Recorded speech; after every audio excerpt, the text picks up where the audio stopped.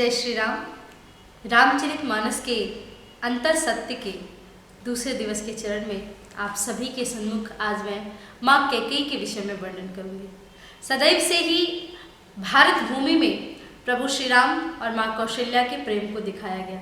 जब भी माँ कैकेयी का नाम आया तो इतनी मन में कुंठा, इतनी मन में पीड़ा, इतनी मन में द्वेष भावना कि आज तक पूरे भारतवर्ष में कोई भी अपनी बेटी का नाम कैकेयी रख ही नहीं पाया। मैं सिर्फ एक प्रश्न करना चाहती हूँ कि आप सभी ने कोशिश भी की है कभी माँ कैकेयी को समझने की?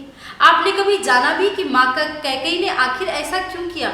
आखिर वो माँ जिसने बचपन से ही प्रभु श्री राम को इतना प्रेम किया, इतना भाव दिया, इतना प्रेम समर्पित किया, जिस माँ के बिना प्रभु श्री राम एक पल भी नहीं रहते थे। बचपन में जब प्रभु श्री राम को ढूंढना होता था और प्रभु श्री राम महल में खो जाते थे तो हर दास दासी, हर नौकर चाकर, हर राज्य का कोई भी व्यक्ति ये कह देता था कि अगर राम कहीं नहीं मिल रहे हैं तो माँ कैकेयी के भवन में चले जाओ, माँ कैकेयी के भवन में प्रभु श्री राम अवश्य मिल ही जाएंगे। तो फिर ऐसी क्या वजह थी, ऐसा क्या भाव था कि माँ कैकेयी ने प्रभु श्री राम को वन में भेज दिया? रामचरितमानस के भावों से ही आज मैं आपको प्रदर्शित करूंगी कि माता कैकेयी ने प्रभु श्री राम को वनवास भेजा। उसके पीछे एक बहुत बड़ा कारण था, एक बहुत बड़ा भाव था। और आज अगर जन जन के राम को कोई जानता है तो वो माँ कैकेयी की वजह से ही जानता है, क्योंकि रघुवंश के राम को तो माँ कौशल्या ने जन्म दिया, लेकिन राम राज्य के राम को अगर किसी ने जन्म दिया है तो वो माता कैकेयी है। माता कैकेयी के विषय में देश के कवि एक बहुत सुंदर बात भी कहते हैं।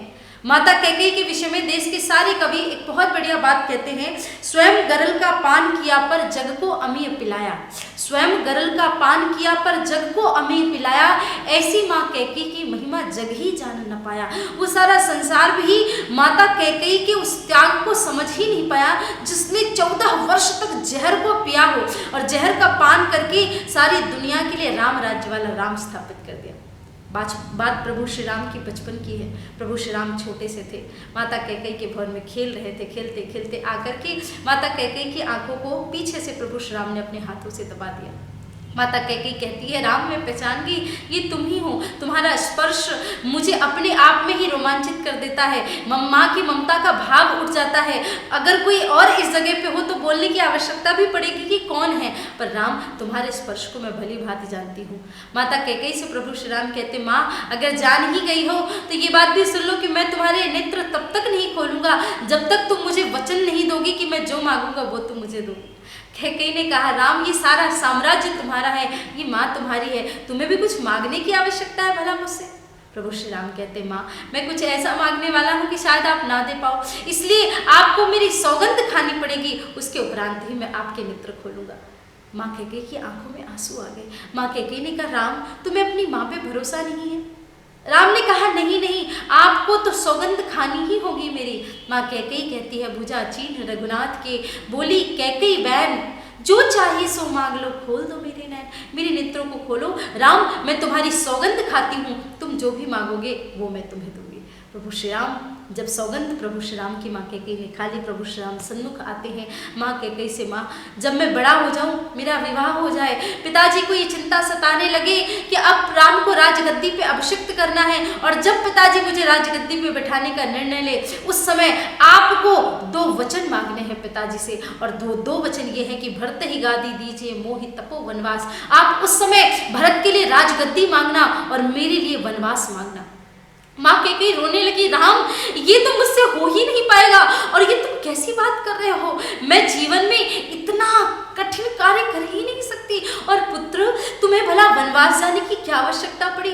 तब प्रभु श्री राम ने अपने धरती पे आने का उद्देश्य बताया कि माँ इस धरती पे लाखों की संख्या में दुष्ट दुराचारी विधर्मी लोग हैं जो साधु संतों का ह्रास कर रहे हैं, पृथ्वी का बोझ बढ़ा रहे हैं, धरती पाप से एकदम लद हो चुकी है, धरती त्राही त्राही कर रही है। इसलिए मुझे इस धरती को बचाने के लिए, माँ पृथ्वी के भार को मिटाने के लिए मुझे वन तो जाना ही पड़ेगा। माँ कैकेयी से कहा, माँ एक तुम ही हो जो मेरी सहायता कर सकती हो। माँ कैकेयी वचनबद्ध हो चुकी थी। उस बोझ को इतने वर्षों से, बचपन से लेकर के आज तक माँ कैकेयी, तो राम को तो केवल 14 वर्ष का वनवास था, लेकिन माँ कैकेयी को तो जब से प्रभु श्री राम ने ये वचन मांगा तब से तो वो वनवास में ही जी रही थी। दुखी, व्याकुल, आकुल अवस्था में सदैव यही सोचती रहती थी कि वो दिन आ जाएगा तो मैं किस मुख से अपने पति से ये वचन मांगूंगी, किस मुख से राम के लिए वनवास मांगूंगी, क्योंकि राम को माँ कैकेयी से ज्यादा तो कोई प्रेम करता ही नहीं था। आखिर वो दिन आ ही गया। माँ कैकेयी ने वचन मांग लिए, बाहर से निष्ठुर, कठोर, कटु हृदय बना करके माँ कैकेयी ने वचन मांगा। और जब प्रभु श्री राम को पता चला कि माँ कैकेयी ने वचन मांग लिया और पिता की खबर लेने के लिए, माँ से विदा लेने के लिए आते हैं, तब प्रभु श्री राम ने माँ कैकेयी को माँ कह के संबोधित नहीं कहा। तब प्रभु श्री राम ने कहा, सुन जननी सोई सुत बड़भागी, जो पितुमात वचन अनुरागी। हे जननी सुनो, वही पुत्र बड़भागी है जो माता पिता की आज्ञा मानता है। यहाँ जननी शब्द का प्रभु श्री राम ने रामचरितमानस में संबोधन किया, क्योंकि जननी वो होती है जो जन्म देती है। प्रभु श्री राम ने बता दिया कि माँ, अभी तक तो कौशल्यानंदन राम ने संसार को अपना स्थान दिया, लेकिन आज से राम राज्य के राम का जन्म माता कैकेयी तूने करा दिया। माता कैकेयी तपती रही, घुटती रही।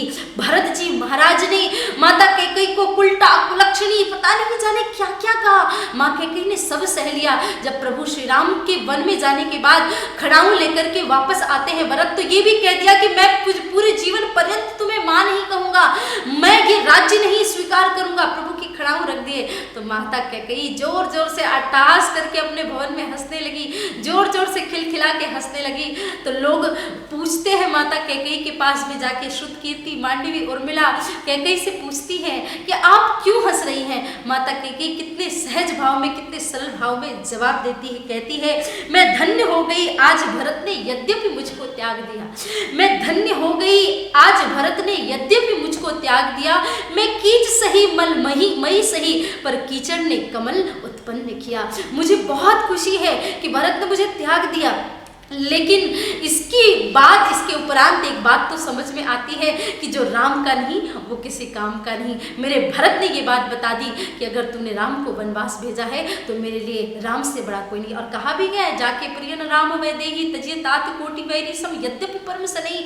वो तपस्विनी, वो माता कैकेयी 14 वर्ष तक उसी आग में जलती रही। प्रभु श्री राम की ममता और प्रेम देखिए। प्रभु श्री राम 14 वर्ष वनवास से वापस आते हैं। भरत जी से मिलने के बाद सबसे पहले माँ कौशल्या से नहीं मिले, दौड़ करके जाते हैं माता कैकेयी के भवन में। उर्मिला से पूछा, उर्मिला ये माता कैकेयी के भवन के चारों तरफ सिर के ऊपर के आसपास की दीवार चारों ओर लाल लाल धब्बे से क्यों लगी है। उर्मिला की आंखों में आंसू आ गए। प्रभु, जिस दिन से आप गए हैं, आपको याद करके राम राम कह करके माता कैकेयी दीवारों में सड़ फोड़ती है और बस एक ही बात कहती है, काश राम मैंने तुम्हें वचन ना दिया होता और मुझे ये दर्द ना सहना पड़ता। काश राम मैंने तुम्हारी बात ना मानी होती। 14 वर्ष जिसने इतनी तपस्या में बिता दिया, इतने कष्ट में बिता दिया, उसे हम भला निंदनीय कैसे कह सकते हैं। मैं तो बस इस बात को मानती हूँ, हो सकता है बहुत सारे लोग मेरी बात से सहमत ना हो, लेकिन शास्त्रोक्त बात है। रामचरितमानस में इतना विस्तार से लोगों को नहीं बताया जा सकता था, लेकिन अगर आप अन्य रामायणों को पढ़ो, वाल्मीकि रामायण, अद्भुत रामायण इत्यादि को पढ़ो, तो आपको समझ में आ जाएगा कि कैकेयी जैसा वंदनीय पात्र तो और कोई हो ही नहीं सकता। आशा करती हूँ आप सभी को रामचरितमानस के अंतर सत्य में से आज ही एक सत्य समझ में आया हो कि माता कैकेयी कितनी वंदनीय है और राम राज्य के राम को स्थापित करने में माता कैकेयी का कितना बड़ा योगदान था। फिर आप सभी से मिलती हूँ रामचरितमानस की दूसरी श्रृंखला में, और आप सभी को तभी तक के लिए जय श्री राम, राधे राधे।